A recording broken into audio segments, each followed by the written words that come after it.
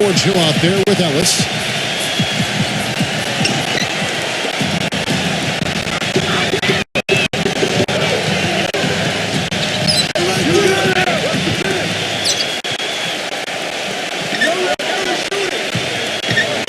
And holding down the pin out of the University of Arizona, 6'10", rebounder, good shot blocker, and Jordan Hill. Then there's C.J. Myers, and it's George in the power forward position. And looking at the Raptors,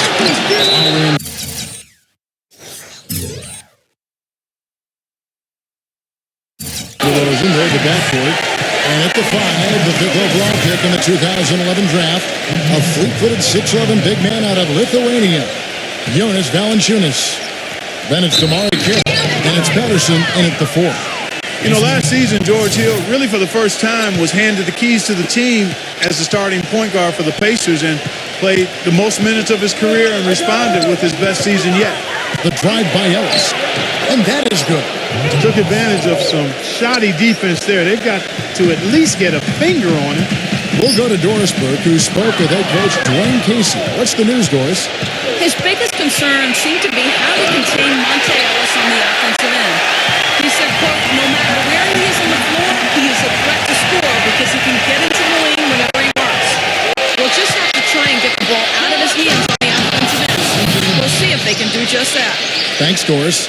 Boy, extremely opportunistic defense leading to those points there. That dunk, Clark, coming within seconds of the steal. Love the way they convert from defense to offense. But that's what happens when you get all 5 guys on a string defensively, ready to react and make a play. Here is Lowry following the steal by Indiana. And that one's good. And going back to George Hill, great length and athleticism at the point guard position, defensive-minded guy. He really fits with the hard-nosed identity of this team. Would you say, Steve? Yeah, I love George Hill. Offensively, he shoots with range, and he's able to slash and draw fouls. Excellent rebounder for the point guard position. And you mentioned the length. I mean, the wingspan for Hill allows him to guard both 1s and 2s in the backcourt. Here's DeRozan. A feather touch on the finger roll. Beautiful. DeRozan's got his first 2 points. A little touch of class there, guys. The end of that play with the finger roll. And Miles kicks to Hill. Rejected by Carroll. And that's out of bounds. Indiana will retain possession.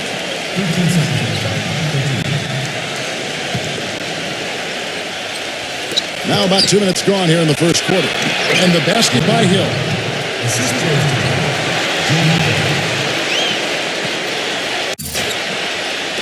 And so here's Toronto. They trail by 6.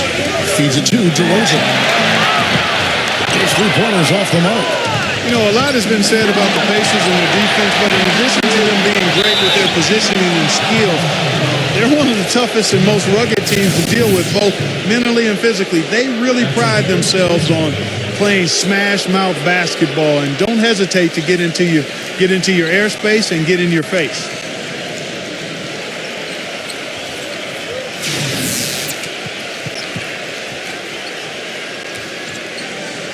And Clark, back to what you said, the Pacers did get in a few games last year where tempers flared and players got in each other's faces. But, you know, Steve, you look back at all the great defensive teams in NBA history, and not a lot of them were a group of amicable guys.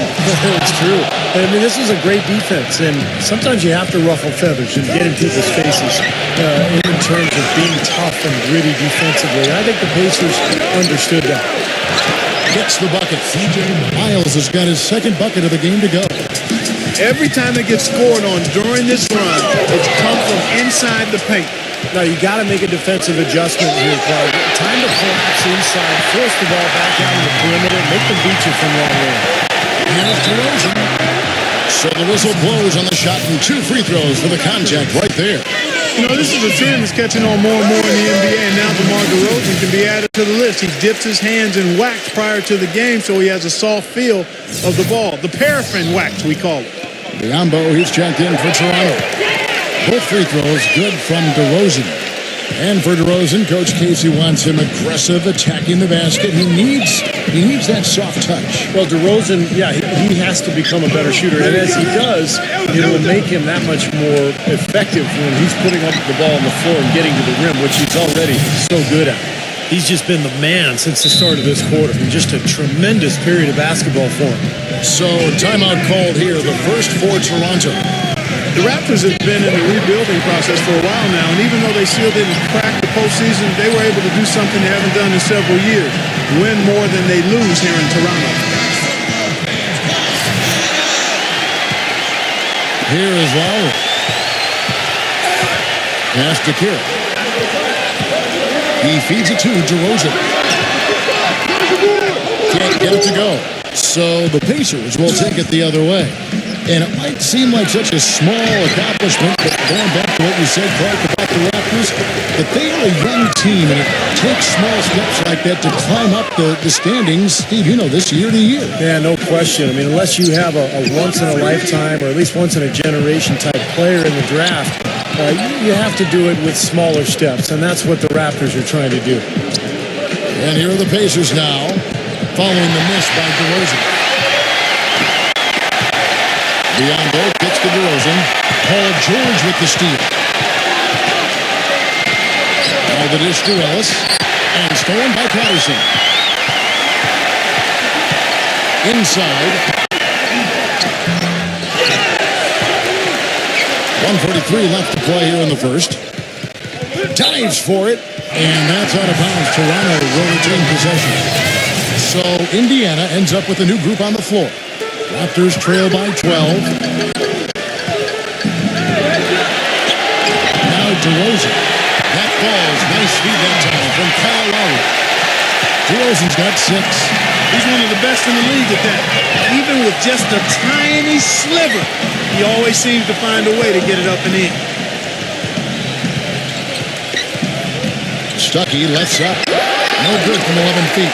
One of the bright young head coaching stars in the league, Frank Vogel, took over the Pacers on an interim basis 3 seasons ago and immediately paid dividends. They had a strong finish to that season and his first season in a competitive first-round series against Chicago, and that success has continued to build and grow, and Frank Vogel deserves a lot of the credit.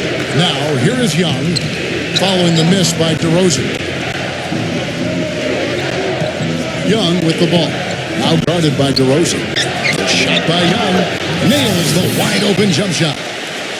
Young's got his first bucket in this one. They've made one basket after another since getting this game started, and you wonder, is the blowout in store? Too early to say that and go there, Steve, but it has been pretty ugly so far. DeRozan's shot is good. And Coach Vogel, the second youngest coach in the NBA last season, but he'd been working in the NBA for 15 years, Steve, prior to that, prior to becoming a head coach. Yeah, 5 years as a video coordinator, a couple seasons as an advanced scout, and then 8 years on the bench as an assistant. So he's definitely paid his dues and learned a lot on his way up the ladder. Here's Young, and he makes it look easy, dunking it hard with one hand. They keep going down low with the ball, and it results in points. They're having their way in the paint. And it's resulted in a big early lead, too. Here's DeRozan. It could go. Got it off in time, but it's no good. And an overpowering first quarter effort. Already a double-digit advantage. Pacers lead by 12.